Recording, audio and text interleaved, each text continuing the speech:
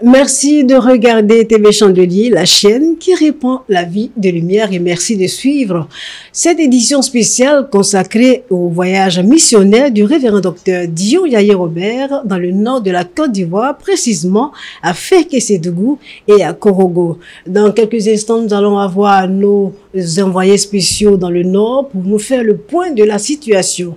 D'ici là, nous sommes sur le plateau avec un ministre de l'Évangile. Il s'agit de l'apôtre Abtebi Dago Eugène. Je suis apôtre Abtebi Dago Eugène. Il aime le Seigneur, il aime les médias. Les médias aussi l'aiment bien d'ailleurs, raison pour laquelle il est sur ce plateau. Ouais. Alors, ma soeur Abtebi, vous allez bien?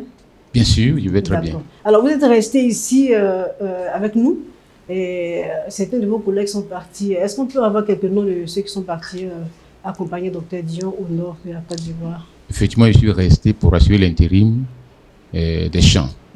Et ceux qui sont partis, ceux qui sont dans le staff, ceux qui ont accompagné le président, il y a notre premier responsable, le coordinateur des champs, l'apôtre Annie Toussaint, et il y a l'apôtre Oulaï qui dirige la Côte d'Ivoire 2, et moi j'ai fait Côte d'Ivoire 1. Et puis il y a Dorou Maurice qui est le responsable des églises annexes, qui est parti aussi. Il y a le responsable de la direction Sémus, Arnaud Mathieu, qui les a aussi accompagnés. D'accord. Disons que la délégation était très forte. Est-ce que c'était nécessaire, apôtre ancien, pasteur, est-ce que c'était nécessaire de déplacer tant de monde pour un voyage au nord? Est-ce que cela ne va pas effrayer le peuple de Dieu qui se trouve à Korogo? Mais tout voyage qu'on effectue dans le cadre de l'évangile, c'est très important parce que la première mission qui nous a été recommandée par Jésus-Christ nous dit allez par tout le monde et prêcher la bonne nouvelle à toute la création. Et nous savons que c'est dans ce cadre-là que notre président de la fondation se déplace. Alors il est important que tous ceux qui travaillent avec lui dans le cadre de sauver toute l'humanité l'accompagnent pour qu'il se sente qu'il n'est pas seul à faire ce travail-là. Je pense que c'est dans cette optique qu'il y a une forte délégation pour l'accompagner. D'accord. Et vous avez fait beaucoup de pays. Bien sûr. Vous savez Dieu depuis combien de temps, pasteur? Je pense que j'ai été chrétien à partir de 1986. Oui. Et j'ai pris la résolution de servir Dieu en plein temps depuis 1999. Alors, pasteur, vous avez fait plusieurs pays africains. Bien sûr. La sous-région, l'Europe, l'Italie, notamment la France. C'est ça. Et le Gabon, un point focal au niveau du Gabon. Oui. Qu'est-ce qui s'est passé au Gabon? Je sais qu'au Gabon, vous avez reçu Dr Dion au cours d'une conférence et il s'est passé beaucoup de choses. On a envie de savoir. Bon, mais j'ai eu la grâce d'arriver au Gabon le 25 août 2014. J'ai fait pratiquement 4 ans, 6 mois au Gabon. Et quand j'y suis arrivé, en 2016, nous avons invité notre opérateur Dr Dion Robert là-bas pour animer une conférence dont le thème était Heureux la nation dont l'éternel est Dieu.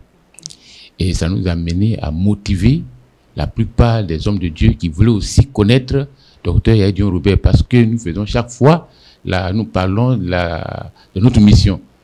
À l'époque, on avait dit que la mission, on avait près de 1800 églises dans le monde entier.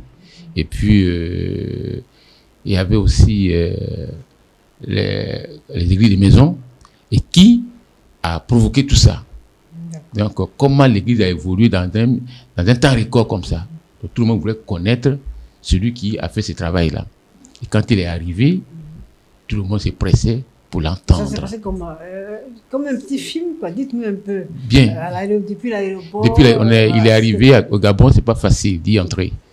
Donc, même si tu rentres ici, à l'ambassade du Gabon, tu ne peux pas obtenir le visa pour aller au Gabon. C'est depuis le Gabon que moi, je m'avais rencontré les autorités. Ils me donnent une autorisation d'entrée. C'est ce qui a été fait. Et notre opérateur est arrivé au Gabon aux environs de 1h du matin. Et puis, nous sommes une délégation, nous sommes allés l'accueillir à l'aéroport. Et on est venu jusqu'à la maison de la mission. Donc, je pense qu'on s'est séparés aux environs de 2h du matin. D'accord. Voilà.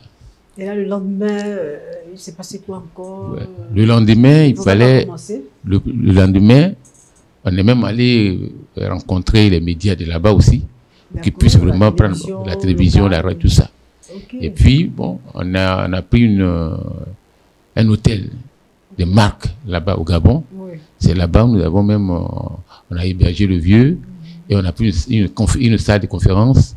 Et c'est là-bas nous sommes. Je voudrais faire une précision à nos téléspectateurs. Celui qu'on appelle affectueusement vieux, c'est le docteur Dion. C'est notre papa, le pépé. Donc, quand on dit vieux, c'est à lui on fait allusion. Ouais, notre père tous, docteur Yadion Robert. Et donc, on a fait cette conférence-là dans cette salle qui est vraiment bien préparée. Okay. Tu sais qu'au Gabon, les gens, ils ont les moyens de construire à peu près comme ils ont à l'image de l'Europe. Ouais. Parce qu'ils ont cette mentalité-là. Donc, c'était une salle qui était vraiment bien équipée. Et cette salle du premier Dieu a refusé le monde ce jour-là. Il y avait des pasteurs, il y avait près de 100 pasteurs qui étaient des autres communautés qui y étaient. Voilà. Et le vieux a donné la conférence comme s'il devait. Et ça a marqué tous les pasteurs. Mais il y a d'autres qui ont vu que vraiment, quand ils ont écouté notre père à tout docteur Yadion Robert, ils ont dit que c'est comme eux, ils n'avaient jamais lu la Bible. D'accord. Voilà. Ah, c'est formidable. Formidable. Ils sont confessés. Voilà. D'accord. Et donc, c'était un programme très alléchant qui a fait du bien je dirais, à toute la population gabonaise, surtout au corps de Christ, aux pasteurs évangéliques en général. Bien sûr.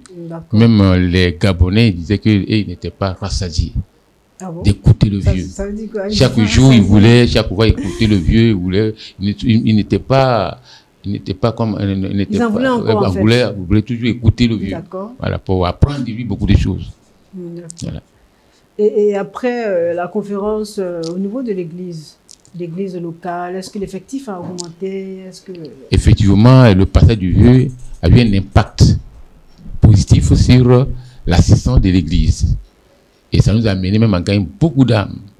Et même les gens ont réclamé que le vieux, il retourne encore. Voilà. Et c'est suite à cela qu'on a organisé comment on appelle ça, la CML là-bas, en 2018. Voilà, la CML.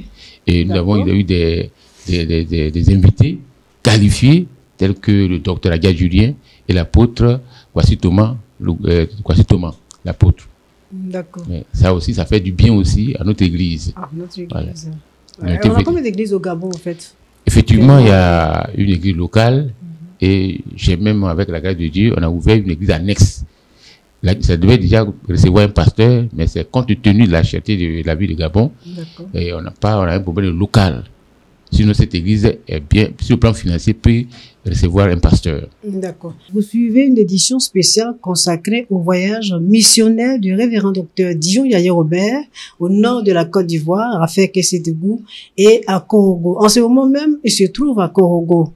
Et dans quelques instants, nous allons entrer en liaison téléphonique avec nos envoyés spéciaux qui vont nous donner le point, l'ambiance qui a prévalu lors de l'arrivée de l'homme de Dieu. Et ce n'est pas la première fois que l'homme de Dieu visite les régions. Il en a fait dans certains pays, il en a fait au Gabon, comme en ce moment nous en parlons. Alors, apôtre, par rapport au Gabon, c'est vrai, au Gabon, l'expérience était merveilleuse. Et comment vous envisagez ce voyage du docteur Dion au nord de la Côte d'Ivoire? À quoi vous pensez exactement? Bien sûr, parce que quand le docteur Dion se déplace comme ça fait du bien à l'église qui le reçoit. Parce que son passage a toujours eu un impact positif sur l'assistance de l'église. Et que sa présence même amène les autorités à avoir du respect de notre église. Voilà. Et tout ça, les chrétiens qui étaient complètement découragés reprennent vie, voient intégrer l'église à nouveau. D'accord. Alors, dans quelques instants, nous allons, si la technique que dirige... Alors, voilà, nous sommes en liaison téléphonique avec le rédacteur en chef de TV Chandelier, en l'occurrence Jean Jaurès Tabi. Alors, Jaurès, bonjour. Bonjour, Céline Ayukwe. Et comment ça va là-bas? Tout va très bien à Korogo, à 635 km d'Abidjan. D'accord. Nous allons très bien. Notre père spirituel également va très bien. Il vient de faire son pied à terre autour de 15h30 minutes. Il a été accueilli par un collège pastoral qui a été dirigé par le pasteur de région, le pasteur Belé Anissé, et tous les pasteurs de la coordination et des ministères venus du siège de la mission à Abidjan. D'accord. Alors, dites-nous, au niveau de la population, enfin, je veux dire le peuple de Dieu, les chrétiens de l'Église baptiste Œuvre et Mission, comment ils se sentent en ce moment? Voir le patriarche Oh, chez eux? depuis hier, on sentait déjà une sorte d'effervescence au niveau des chrétiens des œuvres et missions de la région. C'est une sorte de fierté qui se lit sur les différents visages. Ils sont contents de recevoir pour la deuxième fois consécutive en 2 ans leur père spirituel. Ces mots nous ont été confiés par le pasteur de région, le pasteur Belé Amitié, et également par l'évangéliste Cornélie, qui est fils de la région. Ils sont heureux surtout de l'évolution de l'Église dans leur région. Ils priaient pour que cette région qui, de façon traditionnelle, est musulmane, puisse connaître Jésus-Christ, et ils sont fiers de voir que leurs vœux, leurs prières sont en train d'être exaucées. Fierté également au niveau du révérend docteur Dion Yair Robert à sa descente d'action. Il a dit sa fierté de voir que le travail qui a été initié depuis des années est en train de connaître un réel succès dans le nord de la Côte d'Ivoire. Chaque année, il y vient pour des inaugurations. On se souvient que l'année passée, déjà, le docteur Dian était à Lokolo et à Diara pour des inaugurations. Cette année, il est à Korogo et à Serke pour des inaugurations. Il s'est dit fier du travail qui est fait par les pasteurs et par l'ensemble des ouvriers de l'Église protestante baptiste œuvre et mission internationale. D'accord. Alors, il se trouve que le programme est assez dense. Est-ce qu'il pourrait être respecté? Je vois que... Il sera difficile de respecter dans ce programme pour plusieurs raisons. Déjà, pour Oui. la dimension de l'homme de Dieu, parce que ça venait dans une ville bouleverse un peu tout, et plusieurs autorités voudraient bien le voir, ce qui amène le protocole à changer le programme. Il y a également le fait que la ville s'apprête à recevoir le président de la République, et il y a déjà des officiels, des ministres qui sont arrivés à Korogo et qui, eux aussi, à leur tour, chamboulent le programme des préfets et des autorités locales. Et c'est pour cela que ce soir, la visite aux autorités locales a été reportée. Le président, le docteur va rejoindre directement son hôtel avec sa famille, se reposer, et à partir de demain va commencer les rencontres avec les autorités. Il y aura également demain la visite dans le village Nganon. C'est le village d'un frère de l'église, le frère Sorosier. Oui, Également, oui. il y aura dans ce village l'inauguration d'un temple dédié à l'Éternel. D'accord. Alors, c'est vrai que le programme sera chamboulé, mais je suppose que la cérémonie d'inauguration du nouveau temple est demain, n'est-ce pas?